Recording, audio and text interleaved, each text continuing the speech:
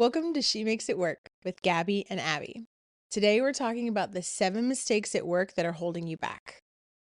All right, our next mistake you're making that's holding you back, and boy, do we have a recent example of this one, is not asking clarifying questions. This is a huge one for me. Clarifying questions. What do you mean? Great clarifying question, Abby.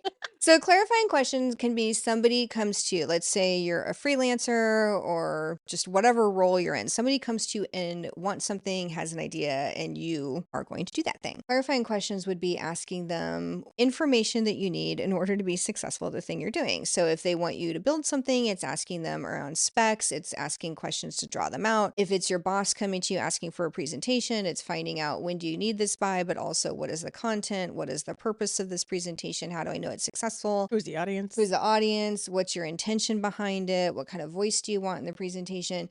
You should be having a million questions, to be honest. And so if somebody's trying to teach you something, it's the same thing. Let's say this was a course instead of like, a podcast. I would want the audience to be asking us clarifying questions along the way so that they can truly understand what we're trying to convey. Like we're taking the time to either present a course or to give you an assignment or to contract you for work. We want to know that you're engaged. But don't questions make me look dumb?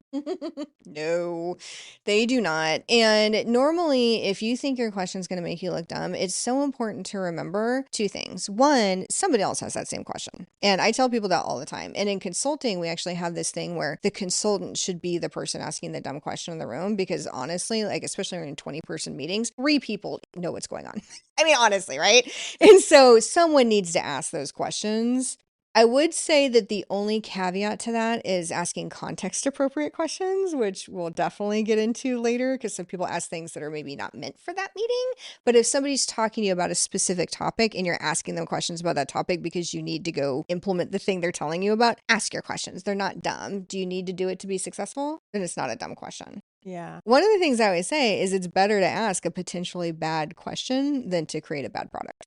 Oh, that's powerful. Yeah. Think about the end goal. Exactly. If you don't, what's the opportunity cost of not asking that question? Well, this goes to our recent example. So, Abby and I were working with a vendor for something, and right away, the vendor who was working on something that required understanding a lot about me and Abby and our intentions didn't ask us a lot of questions about our preferences. And so they took one thing that we said kind of offhand, something we like, and they ran with that. Yeah. And they ran too far with it, In the right? wrong direction. In the wrong Yeah. direction. And so they didn't ask the clarifying questions in the intake meeting. And then once we gave feedback that we weren't on track, they also didn't then ask us more questions at the time. Yeah. And then throughout this process we were going through, they continued to not ask clarifying questions along the way. Well, you mentioned that this wasn't working. Can you tell me why? Or you said you like this versus that. Tell me what you like about it so that I can better understand your preferences, or even going back and saying, okay, well, you accepted this other thing, but this thing you're saying makes me think that was actually a no for you. And so anyway, I just thought that was such a great opportunity for somebody who was doing some freelance work to really show up well with us and go through a great process. And the first misstep was not asking clarifying questions. Yeah, I've done that, and maybe you've done that in the past where you think you know what you're working on and you go and you deliver it and it just missed the mark. And you're like, where did I go wrong? I know for me, it was assumptions early on at the beginning. I thought I knew where I was going or what was wanted, and I didn't repeat back. What I'm hearing you say is, tell me where I'm wrong, and didn't ask any further questions. I'm like, oh, got it, seen it before, I've done this, I can implement it. And then I deliver it and they're like, this isn't what I wanted at all. That's your first inkling that you need to ask better questions. Ask more questions. Okay, what did I get wrong? Where did I miss it? What could be better?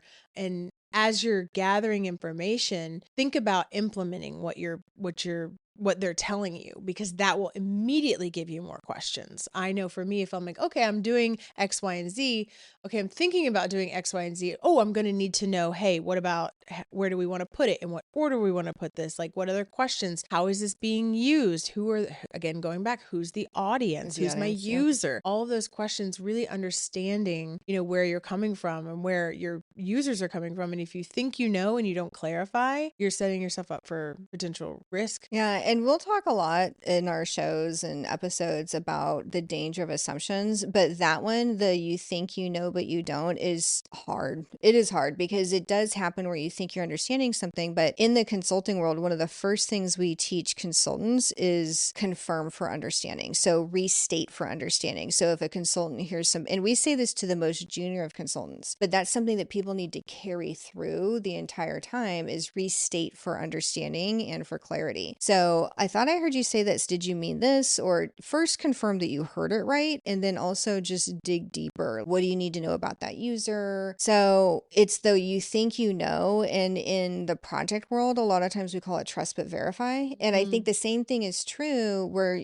trust yourself but verify the information. Yeah. Trust yourself but validate your assumptions, and just make sure that what you think you know is true. And when we were working with this partner, you know, they knew Abby a lot better than they knew me, and they were going by what they thought they knew about Abby and what they thought Abby was saying, and not understanding that we're building something new together, and they need to take the time to understand that concept. Yeah. You know? Mm-hmm. And I thought that was a great learning experience. And it's really important because, again, we talk a lot about these professional skills, and I just want to keep reemphasizing that it is translatable to any interactions you're having with other people. It doesn't matter if you don't work in IT or you're not in consulting. You are doing something professionally and you are working with other human beings, and the asking clarifying questions is one of the most powerful things you can do. And if you don't do it, you're not going to get rehired as a freelancer. Yeah. You're not going to get a recommendation. You might get your contract cut.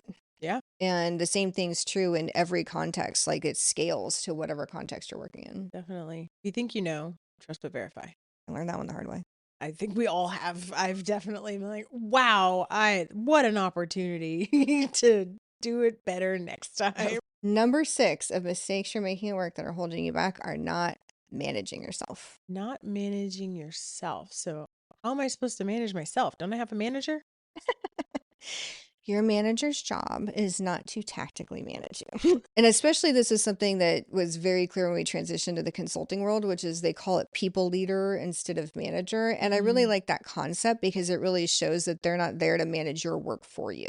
And they're not there to manage like how you do your own time management. And they'll give you feedback. They're responsible for your professional development, your career transitions. Everything else you're actually responsible for. And I think that taking this as an opportunity, so depending on your stage of career, maybe you've mastered this, maybe this is a new thought for you. So I'd say sit with this for a minute and really think about it, which is, do you understand that you are in control of your job performance in your career? And once you really understand that you have ownership and control over that, that's when you realize that you need to be managing these things yourself. I find so many people who do expect other people to manage things for them. And a good example is that developer I was talking about earlier, who's like, well, you should have printed out the calendar for me. And I'm like, okay, no, I'm not your mommy, right? I'm not putting the calendar on the refrigerator. That is a self-management thing. I've given you the schedule. I've been holding you accountable for it. Where is your self-management? You're a big kid now. And so managing yourself is time management. It's all of the things we talked about with holding yourself accountable. Yep. It's taking responsibility for your professional development and taking feedback and using that to get better and better. And it's also managing your emotions and managing how you show up with other people. Yeah. And that's a big one for me. And I'll use myself as an example where I have such a big personality. And I know, and it really comes through at work. I love work. And so I'm always passionate, and I have a big personality, and I have big thoughts, and I have big emotions. And one thing I had to learn early on is that the energy I bring into a room massively affects everybody else in that room. And so that's a huge moment of self-awareness of how you impact the people around you, but it's what do you do with that? And so I had to learn early on to manage the energy I bring in to any conversation in any room. And then once I was aware of that, I could be very intentional of how I show up energetically to a meeting and to a conversation. So if I'm showing up positive and bubbly with my big personality, everybody else feels happier. If I'm showing up optimistic, everybody's more interested in problem solving. If I show up with a future forward or an innovative mindset, everybody else is thinking that way. It's especially true the more you rise in leadership. So let's say you've got this big personality and these big thoughts, and then you also are now starting to get the job titles that bring with it a lot of authority. It's exponentially larger the impact you're having on the people around you, Yeah, for right? sure. And that's a responsibility. Yeah. That personality is a responsibility and that job title is a responsibility. And that's where you have to be really intentional, because the dangerous side, the flip side of that, is if I show up agitated, if I show up upset, if I show up angry, frustrated, or stressed out, what Leaks does that onto your mean? team. It leaks onto your team. Everybody in the room. You can feel it. Yeah. With great power comes great responsibility, right? Yes. Spider-Man, right? And just, yes, yes, Spider-Man. And just knowing that that's a thing is so important, because you mentioned it impacts my team. It's worse. It impacts my client. Ooh, If yeah. I show up agitated, even if I think I'm masking it, by the way, it's Mhm. not like I'm sitting there going, yeah, I was raging in that meeting and oh, who knew? Everybody was affected. No, I'm literally saying if I'm agitated, but I think I'm masking it, everybody picks up on it. The vibes are off. And the vibes never lie. Nope. And it impacts everybody, my team, my client, some other partner or vendor we're working with. Everybody's thrown off because my energy is off. And that's true for a lot of people. This isn't just a Gabby problem. I'm just Yeah. using this as an example of Mhm. self-management, which is that you have to be aware of your impact on other people, whether that's energetically, whether that's with your words, whether it's like the vibe thing. And I'll end a meeting. I'm not going to lie. I've ended meetings because I've recognized that me or somebody else has thrown off of the energy of the meeting, and it's not going to be a good meeting. Oh, wow. And I'll call it. I'll be like, you know what? I think we're just not in the headspace for this today, and let's do this another day. That is part of managing it. Managing Yeah. isn't just knowing it and then trying to put a mask And on all the pushing time. through to Right. everyone's detriment. Yep. And Yeah. so it took me years to learn this lesson, and I wish I'd learned it much younger. I'm not going to lie. I genuinely do, because I didn't really get this until my early to mid 40s, how big this was and how powerful it is to say to yourself, I'm having a terrible day and everything I touch is going to be crap today and I'm not going to do it, and to just call it. And so this is one of those moments where I'm going to reveal a secret. A lot of leaders, who suddenly have a last minute conflict, they're not in a good headspace and they know they're not going to show up well, and they've canceled that meeting for that reason. And nobody says at that level, you're not getting an email from your VP or CEO going, I'm taking a mental health day. They are taking mental health days. We all do it. And so if you're having that moment where you're going through something personal, or frankly, you just woke up wacky that day and you're like, you have to have that understanding of how you're going to impact the people around you. It's better to not do it. Yeah. That's part of self-management. It isn't just managing your emotions in the moment. It's also understanding that sometimes a better choice is to take the day off or have a quiet day. I've told people, you got a text from me one day like this Yep. where I'm like, I'm having a quiet day today. And I really appreciated that communication because, especially over text, I was like, oh my God, are you mad at me? Like, if she's not responding, that was a clear boundary. And I really respected and appreciated that. I could tell you managed yourself really well. So I didn't have to worry about managing you That's or right. managing me in front of you or anything like that. It was very clear. And again, we've said clarity is kindness. It was very clear. And I really appreciated that for sure. Yeah, thanks. And Yeah. it took me too long to master that. But the reason I'm telling you that this is a secret that leaders are doing is because I want you to give yourself permission to do the same thing. It's not just leaders do it and you can't. Whatever your title or role or level is, we're all human, and you don't always have to over reveal what's going on with you in order to take some space or set a boundary. And you don't even have to say I'm taking space. You can literally take a sick day if you need to, or just move a meeting. There's so many times where I'll sit down with my client and we're supposed to present to some executive and she is having a bad day, and I know she's having a bad day, and I'll ask, is this the day for this meeting? Are we going to be our best selves in this meeting? Yeah. Do we need to do this today? Yeah, that's a really great way to care about each other professionally as well. Is Oh, like, I yeah. noticed something's off. Are you in the headspace? It's asking for consent, which that's always a great thing to do. Are you in a headspace to hear this? Yeah. And I think that's a really caring thing to do that we don't get a lot in the professional world. It was push through, do it anyway. You just go, go, go, go, go. And then we wonder why we're burnt out. And that's my professional style. So if you've taken the disc profile, I'm a high D. If you haven't taken it, it means that I'm aggressive and I will keep focused on the goal until we hit it. And so the visual of that is always the person ramming through a wall, Mm-hmm. right? That's me. That's you. And what I've had to learn is that that's not always the best approach. And part of self-management is knowing when that's going to be detrimental and Mm-hmm. knowing that, hey, that wall can wait. Yeah. That wall can wait. I'm not in a good place. The person I'm partnering with isn't in a good place. Like, it's better sometimes to not do the thing. Maybe it's not the right time. Maybe it's not the right day. But if we're not going to show up well, do we need to do this today? It's really powerful to understand that that is part of self-management, that other people are doing it, and that managing yourself means being so focused on doing good work that you will manage your time and learn the lessons you need to learn and grow and develop, and also take those moments to say, if I'm not going to be my best self right now, do I need to be doing this? Yeah. And going back to the accountability part, it's not saying,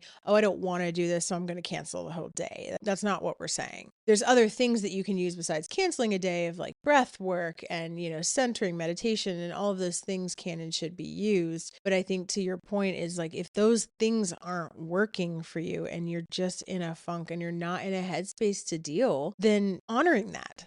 Mm-hmm. Really honoring where you are and being a human in the workplace, not a robot. Mm-hmm. And there's so many times, the reason I keep saying I wish I'd learned this earlier is there's so many times where I muscled through. And even if I didn't throw off the vibe of the room because I'm super good, but I've gone to executive steercos where I'd spent the previous 4 hours crying. Wow. And then go to executive steerco and put my face on. And I'm like, this has to be done. Like, that was always my thought, is I'm so mission focused. This has to be done. And even if the meeting went fine, what was the cost to me?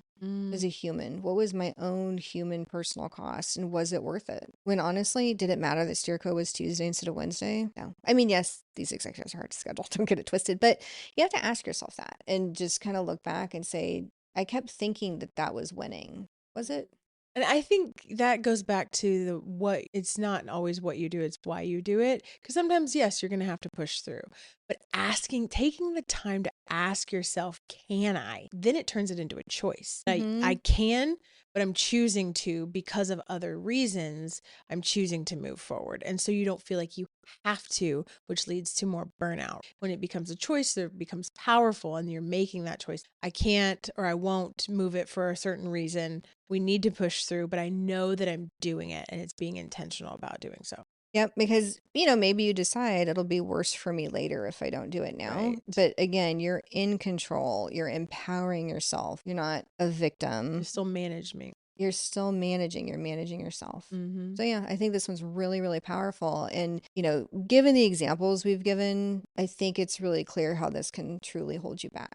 Yeah. And sometimes holding you back is holding you back from being your best self, or holding you back from, having a good day. But also sometimes the person who keeps muscling through isn't the person who gets promoted. Because when you're trying to get promoted to executive leadership, one of the things they want to know is that you know how to prioritize yourself. That you know how to take care of yourself so that you're the best leader. So also think about those moments in terms of, what story am I creating about myself? Yeah. And my ability to manage what I need to be doing, because what you're measured on changes. Yeah. And so you may think you're doing the right thing for what you think you're being measured on, but sometimes that's not it. Wow. Mm-hmm. Yeah. A lot there. A lot in there. Yeah. Yeah. Thank you. Yeah. So back to the point of managing yourself, this is a really important skill that you'll do all the time everywhere. When we were planning our episodes for our podcast, we had a different cadence. Episode 2 was going to be about this topic I was very excited about. But as we were doing prep, she was asking me questions and I was trying to reframe it. And I just had this feeling the night before we were about to film. We had our episodes all ready. We had already talked about it. We had done our prep. And I realized that morning it's just not quite ready. And I was worried that she was going to be mad because I'm changing the plan. But I communicated that. I was like, it just doesn't feel ready. And I took a risk of, I thought you were going to be mad. And turns out, no, like that's what she needed to hear from me. I was able to manage myself instead of pushing through and doing this topic before I was ready, and risk coming off as disingenuous and showing up as somebody who's not me. I decided to pull the episode. So the cookie needs to go back in the oven for a little bit. They're Needs a a little little more time to squishy. bake. They're a little squishy in the middle, and we want perfect baked cookies, not underbaked cookies. So I really, appreciated you, honoring that and respecting that. It just wasn't ready. But I think that was definitely me managing myself, because I could have pushed through. I could have been like, nope, I told Gabby we were going to do this. This is what we agreed on, and pushed through, and the product would have suffered for it. Yep. And I love that because it started with that self-awareness. It started with that moment of being like, I don't know if I'm ready for this one. I don't know if this is Yeah, going to be as good as I want it to be. exactly. Yeah. Last but not least, Number number 7. 7. Oh boy. I'm saying oh boy because this one is near and dear to my heart because I see people fumbling the bag on this one all the time. Number 7 is not solving your own problems. And as a leader, this one is actually really disappointing to see in my employees and my team and the people around me because I don't know if they realize how much it disempowers them. Oh, disempowers. Say more. Yeah, disempowers. And you've used the phrase recently, and I'm going to pull that in, giving my power away to other people. Mm. And it was so interesting because when you started saying this in the context of, frankly, solving a problem we were having, I was like, no, that is what it is. And I've thought that this disempowers people, but the flip side is you're actively giving your power away. If you're not solving your own problem, you're giving somebody else the power to solve your problem instead of doing it yourself. And so, not solving your own problem, I have seen people who are at an admirable leadership level who reported to me who, in the most simplistic examples, would come to me and ask me for information that was available on our corporate intranet. And whoa, there was so much wrong with that because I'm just like, do you understand like our relationship? Do you understand the purpose of my role with you? Do you understand the value I could be giving you as your people leader? And this is how you're choosing to use my time to help you for a problem you can easily solve yourself. To me, there's so much bundled into something that sounds like such a small example of, frankly, poor judgment. I'm just like, that seems like really poor judgment that that's how you would choose to use my time and energy as your people leader. If you've got 30 minutes with me, that's what you're going to do with it, is ask me to find you something on the internet. And also, when the person themselves is a people leader, that also makes me think, what kind of people leader are you for your person, where you've got new hires and more junior resources, where I wouldn't necessarily expect their direct reports to be able to find this information, but I would expect them to be able to. And it also tells me you can't use the resources that are at your disposal. Easy resources. You want me to find you a template? You want me to find you this HR process that's on our HR intranet? Yeah. Really? Yeah, that one's a big one for me. And I see that one shockingly a lot. Shockingly a lot. People asking their leaders and senior leaders to find them easily findable information without once trying to find it themselves. I always love the phrase, ask 3 before me. Yeah, talk more about that. I like that because it insinuates you can come to me, but I need you to try. I need you to try first. Ask 3 before me is, Google, ChatGPT, your neighbor, your friend, literally anyone else before you come to me. Because by the time you come to me, you should be able to show I've done this, I've done this, I've done this to try to solve my own problem. And now I haven't been able to. So showing your work basically is like, I did try. I want you to know that I tried. I'm respecting your time by showing you that I did try. And it rhymes. I like things that rhyme. They're I love easy the to rhyming. remember. Yes, So I love ask that. 3 before me. Yeah, I love that. And I think that is such a good example too, the ask 3 before me, of what you should be doing. And if you don't do it, like the reason this is holding you back is, am I going to give you more responsibility? Right. You're already coming to me for stuff you shouldn't be coming to me more. If I give you more responsibility, that's just more things you're going to come to me for. Right. And also, as somebody who is at a manager or senior manager or above level working for me, you are supposed to be able to solve much more complex problems even than that, right? Like you have your own direct reports, you have to work with HR issues, and the realization that I'm going to have to handhold you through any minor difficulty you're having, you are now more overhead than you're worth. I was going to ask, do you as a manager look at somebody like that and you think, if I give this person more work, it's going to also be more work for me? 100%. Yeah. And then I don't want to do it because it tells me I can't trust them. I can't trust them to be the delegate of what I'm supposed to be doing, whether that's authority, responsibility, trust, or a minor activity. Like if you can't do a minor activity that is within your job description without trying first and then you come to me, then why would I give you more to do? Yeah. Why would I give you more responsibilities? Why would I promote you?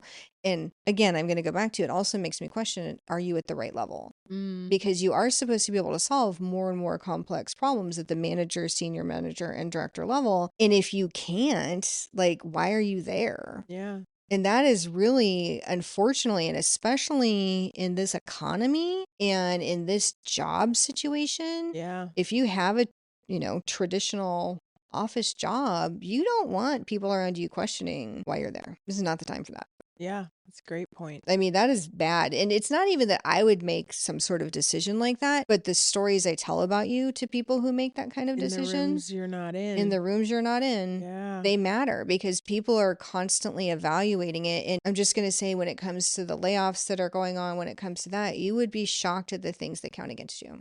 Mm. And you would be shocked at when you're being evaluated with your leader and their leaders, the things that are asked and the things that are spoken about. And then those become your story. And do you want the story of you as a leader to be that you can't find basic information, use company resources, or solve your own problems?